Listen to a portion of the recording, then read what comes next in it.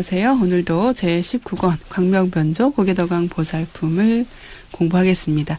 지난 시간에는 광명변조 고개덕왕 보살이 열반에 대한 질문을 부처님께 올렸고요. 부처님께서 답변을 시작하시는 부분을 보다가 끝났습니다. 열애가 중생을 교화하지 않고 잠자코 인멸에 들어가는 것을 열반에 든 것이라고 말하는 이가 있다는 사람은 옳지 않고 또한 부처님의 제자도 아니며 바른 소견을 가진 자가 아니고 결국은 나쁜 소견을 가진 사람이고 심하게 말하면 마곤이다 라고 하는 부분까지 봤습니다. 그러한 것의 어떤 부언 설명으로요. 비유를 들어서 설명을 계속하고 계셨는데요. 지난 시간에는 장자 아들의 비유를 보았고요. 오늘도 그 비유가 어떤 것이 더 있는지 계속해서 보도록 하겠습니다. 두 번째 비유는요. 마치 밝은 등불을 어떤 사람이 가렸을 때 진실을 알지 못하는 사람들은 등불이 꺼졌다고 생각을 하지만요. 등불은 실제로 꺼진 것이 아닌 것과 같이 성문제자들이 해안이 있으면서도 번뇌에 덮여서 마음이 전도돼서요. 열의 진실을 보지 못하고 멸도하였다고 생각을 하지만은 실제로는 구경의 열반이 아닌 것입니다. 세 번째 비유는 태어나기 전부터 눈에 장애가 있는 사람들은요. 해와 달을 보지 못하기 때문에 낮과 밤이 어둡고 밝은 줄을 알지 못하는 것과 같다고 하십니다. 성문자들은 이와 같아서 열애에 진실된 그런 몸을 보지 못함으로 열애가 열반에 들었다고 하는데요.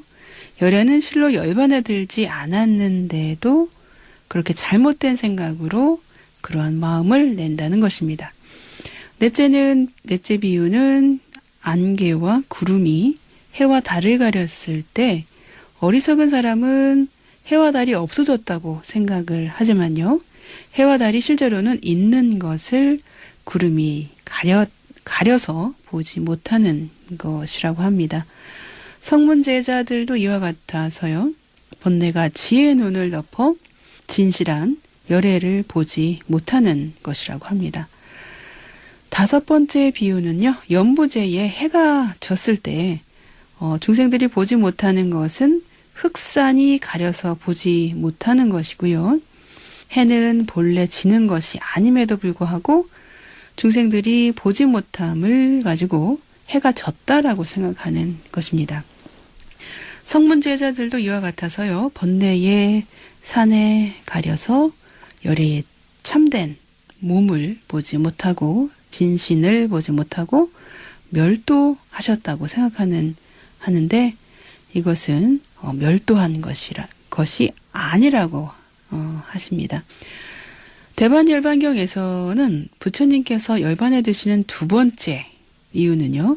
중생들에게 선을 내게 하려고 열반을 선언했다는 것입니다. 부처님께서는 가섭보살이 3개월 뒤에 선근이 성숙할 것을 미리 알았기 때문에요. 향산의 수발타라가 안거를 마치고 부처님께 친견하러 올 것을 알았기 때문에 마왕파순에게 3개월 뒤에 열반에 든다고 말씀하셨던 것입니다. 마찬가지로 역사 500명이 3개월을 마치고서 안욕다라 삼맥삼보리를 얻을 것이기 때문에 파순에게 3개월 뒤에 열반에 들 것이라고 하였고요. 순타와 500리차와 암락아녀가 보리를 이루려는 성근이 성숙할 것이기 때문에요. 파순에게 3개월 뒤에 열반에 들 것이라고 선언을 하셨다고 하는 것입니다. 또 부처님께서 열반에 들 수 없다고 한 이유는요. 선을 내게 하기 위함이라는 것입니다. 착할 선자 그 선을. 열애가 옛날에요. 니련서나 강에서 마왕 파순에게 내게는 지금 지혜 있는 제자가 없어서 열반에 들 수 없다라고 하셨고요. 5 비구를 위해서는 바라나시에서 법륜을 굴리려 한 까닭이 바로 그것이었다고 합니다. 또 마가다국의 빈비사라 왕과 한량없는 사람들을 위해서 우르빈나 가섭의 500제자를 위해서요. 사례불과 목권련 등 250비구를 위해서 미묘한 법문을 굴리려고 마왕파순에게 열반에 들지 않겠다고 말씀하셨다고 합니다. 이와 같이 열반의 선언은 중생을 불도로 인도하기 위한 부처님의 법륜에 법을 굴리기 위한 것임을 알 수 있습니다. 보살이 비묘한 열반경을 닦아서요. 8째 공덕을 잘 성취하려면 다음에 9가지를 잘 닦아야 한다고 또 말씀하고 계십니다. 그와 관련해서는 555페이지에서부터 565페이지까지 나와 있는데요. 그 내용도 너무 장황하고 길어서요. 제가 요약으로 말씀을 드리도록 하겠습니다. 열반경을 닦아서 8째 공덕을 잘 성취하려면요. 첫째로 5가지를 잘 끊어야 하고요. 두 번째는 5가지를 멀리 떠나야 하고요. 세 번째는 6가지를 성취해야 하고 네 번째는 5가지를 잘 익혀야 하고요. 5번째는 1가지를 잘 수호해야 하고 6째는 4가지를 친근해야 하고요. 7째는 1가지를 한결같이 믿고 순종해야 되고요. 8번째는 마음이 잘 해탈해야 되고 9번째는 지혜가 잘 해탈해야 한다는 것입니다. 네, 그와 관련된 내용을요, 차례차례 보도록 하겠습니다. 첫 번째가 5째를 잘 끊는다는 것인데요. 그 5째를 잘 끊는다는 것은요, 바로 오온을 잘 끊는다는 것을 말합니다.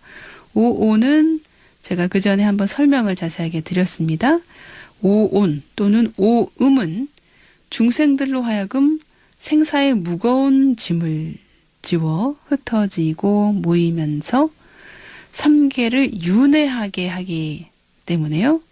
진실한 것이 없어서 오온을 잘 끊어야 한다고 하는 것입니다. 색수상 행식을 간단히 말하면은 오온이라고 제가 말씀을 그 전에 드렸죠. 오온의 첫 번째가 색온인데요. 색온에는 10가지 물질, 아니, 비설, 신, 색성향, 위촉 이렇게 10가지가 있는데요. 안입, 이입, 비입, 설입, 신입, 색입, 성입, 향입, 미입, 촉입 이렇게 얘기를 하는데요. 이 10가지 물질이 모여서 나라고 하는 것을 이루기 때문에요. 여기에서는 진실한 성품을 구할 수가 없다고 하는 것입니다. 다음으로는 감수하는 수온. 색온 다음에 수온이죠. 수온은요.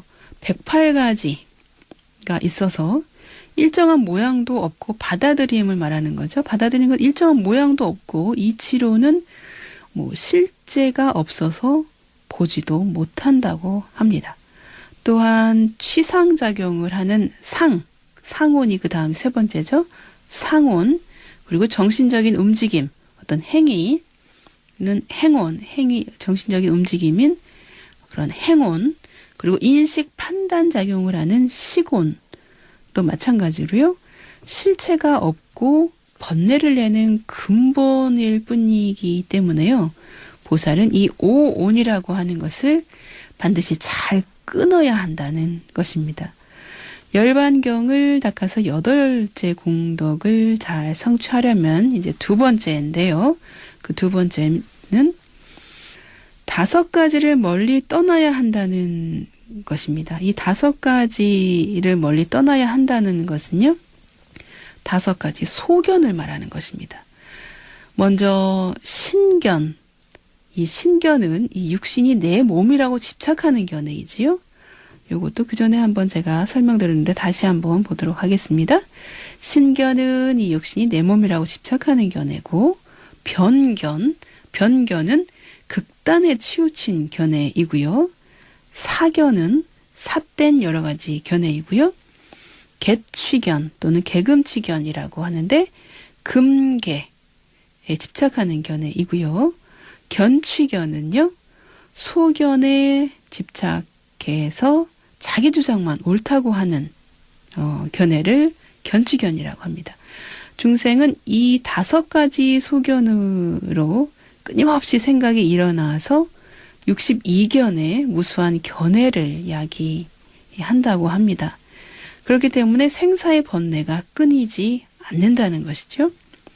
그래서 보살은 모름지기 이를 방비하고 가까이에서는 안 된다고 말씀을 하고 계십니다. 그리고 열반경을 닦아서 8째 공덕을 잘 성취하려면은 세 번째 하려고 하는 것 중에 세 번째는 6가지를 성취한다는 것인데요. 이 6가지를 성취한다는 것은 보살은 항상 6 염처, 생각염자 써서 염처를 이루어야 한다는 것입니다. 먼저 부처님을 생각하는 염불, 법을 생각하는 염법, 승가를 생각하는 염승, 천상을 생각하는 염천, 보시를 생각하는 염시, 개를 생각하여 잘 지키는 염개가 있다고 합니다. 곧 보를 항상 생각하고 선법과 보시지계를 강조한 내용이라고 볼 수 있겠습니다. 열반경을 닦아서 8째 공덕을 잘 성취하려면 네 번째로 5가지 이를, 오사를 잘 익혀야 한다고 하십니다. 이것은 선정을 잘 알아야 하는 것이고 고요한 선정을 잘 익혀야 하는 것이고요. 이건 지선, 첫 번째는 선정을 잘 알아야 한다는 것은 지선, 알지자를 써서 지선이고요. 고요한 선정을 잘 익혀야 된다. 이거는 적선, 고요할 적자를 써서 적정이고요. 그 다음에 몸과 마음이 쾌락하게 느끼는 선정을 잘 익혀야 한다고 하십니다. 이것은 신심수쾌락정이라고 합니다. 그 다음은 쾌락이 없는 선정을 익혀야 하고요. 무락정이라고 하고요. 끝으로 순응엄 선정을 익혀야 한다는 것입니다. 이러한 5가지 선정의 마음을 닦아 익히면요. 대열반에 가까이 가게 되기 때문에 보살이 부지런히 닦아서 익혀야 한다는 것입니다.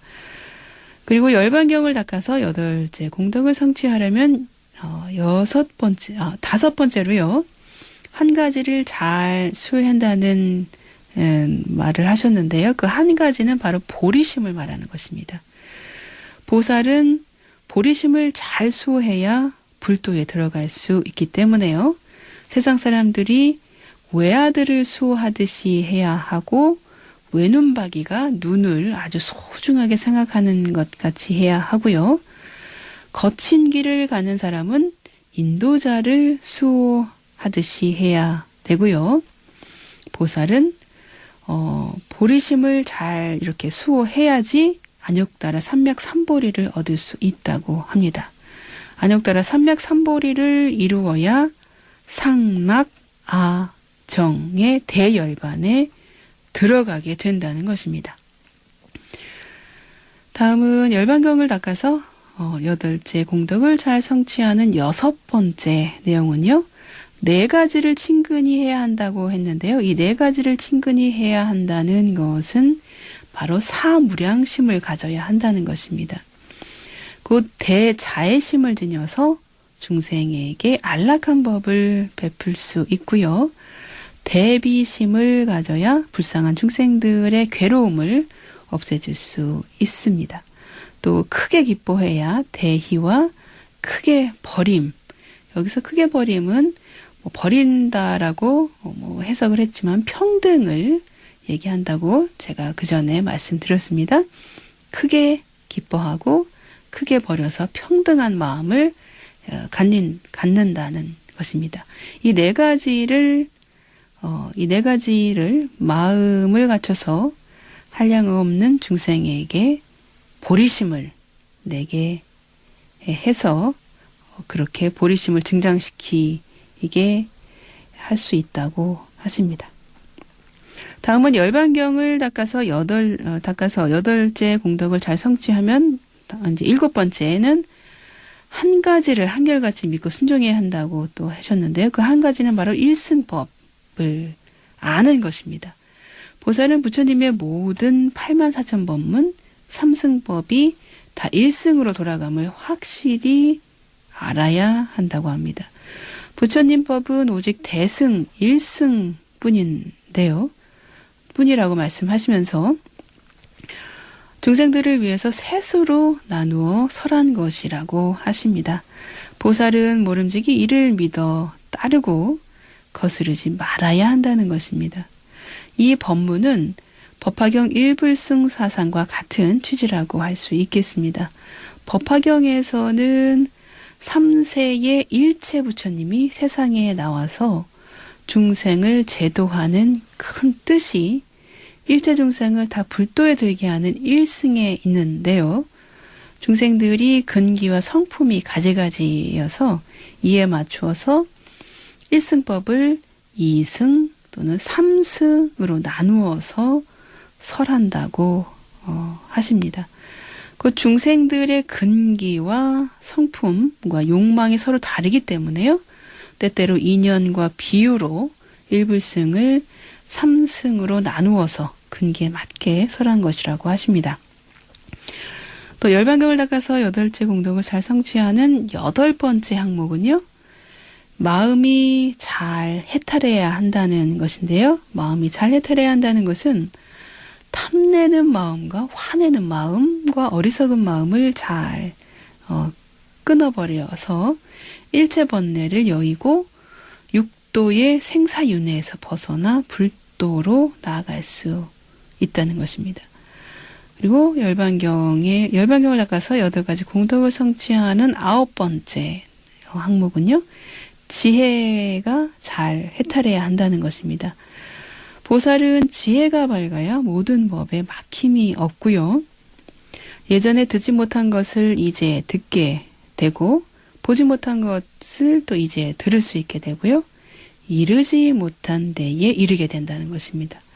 중생들은 각각의 능력에 따라서 부처님 법을 듣고 이해하기 때문에요. 열반경을 잘 실천하면 보고 듣고 이해하는 것이 밝아져서 탐진치를 내는 중생의 마음에서는 보지도 듣지도 못했던 것을 이해하게 된다는 것입니다. 네, 보살이 열반경을 실천하면 이상의 9가지 공덕을 얻어서 불도에 들어갈 수 있다고 하시는 것입니다.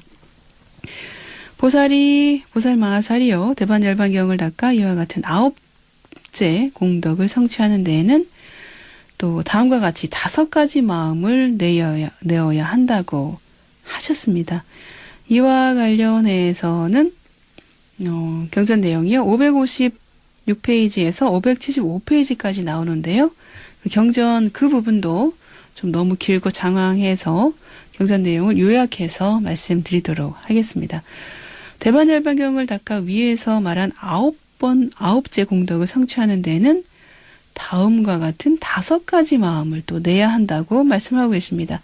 그 5가지는요, 믿음이 있어야 되는 것이고, 믿음을 말하는 것이고, 그 다음에 두 번째는 고든 마음, 직심, 고든 마음을 내야 하고요.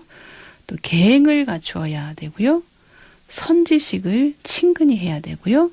5번째는 많이 아는 것을 갖춰야 한다고 말씀을 하고 계십니다. 그것에 대한 상세한 내용을 이제 차례대로 보도록 하겠습니다. 첫 번째가 믿음을 가져야 한다는 것인데요. 믿음이라고 하는 것은 삼보를 믿고 보시에는 과보가 있음을 믿고 이제의 진실한 이치를 믿어야 한다는 것입니다. 그 내용은 다음 시간에 조금 더 이어서 하도록 하겠습니다. 부처님의 유언을 마음에 새기며 오늘의 경전 공부를 마치겠습니다.